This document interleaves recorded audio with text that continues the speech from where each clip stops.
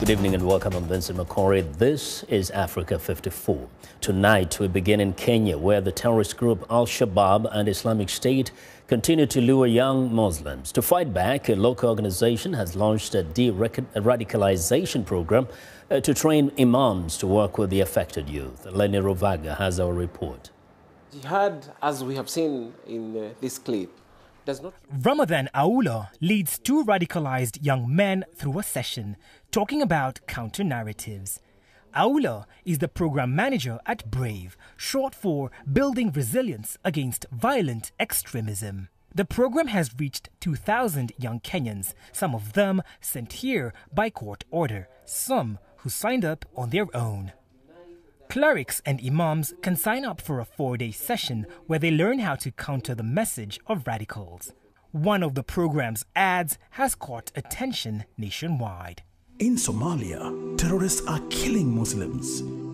In Kenya, they seek to kill non-Muslims to create animosity between faiths. Mandela, 22nd December 2015. Kenyan Muslims shield non-Muslims from violent extremist attacks. These brave Kenyans saved lives.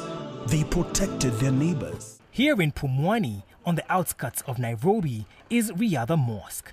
In 2013, a United Nations report linked one of its officials to terrorist funding.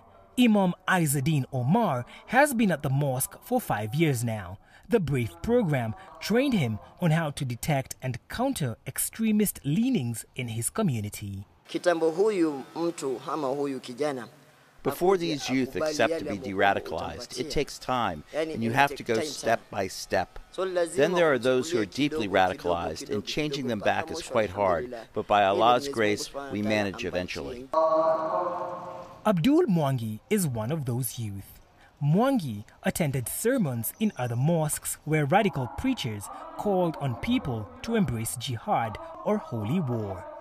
He shied away from that line of thought after going through the BRAVE program.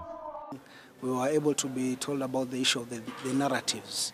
At least after there, alhamdulillah, what I can say, like for myself and my other youth, even if you tell me something that Quran says, yes, I will accept, but I will not do anything like doing implementation before I go back to the Quran and confirm for myself, or else I go to the Hadith or any other books that you might have been quoted. So far, BRAVE has trained about 150 clerics and imams like Omar. But the founder of the program, Mustafa Ali, says some are still staying away due to fear of reprisal. Many Kenyans, particularly the Muslims, have been intimidated by the violent extremist groups to such an extent that they don't want to talk about violent extremism. They don't want to talk about terrorism. Now, this intimidation is so intense in places like Mandera in northeastern Kenya. De-radicalization programs are not new. Saudi Arabia has run a well-known program since 2004, but there is a lot of debate as to whether they actually work. Experts say root causes like unemployment must also be addressed. Radicalization programs are dealing with symptoms rather than causes of the problem.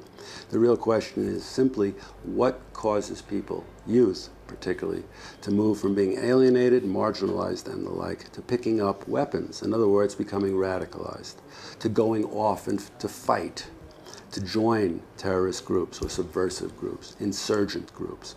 As prisons across Africa fill up with terror suspects, that's a question the continent can't afford to dismiss. Lenny Rovaga for VOA News, Nairobi.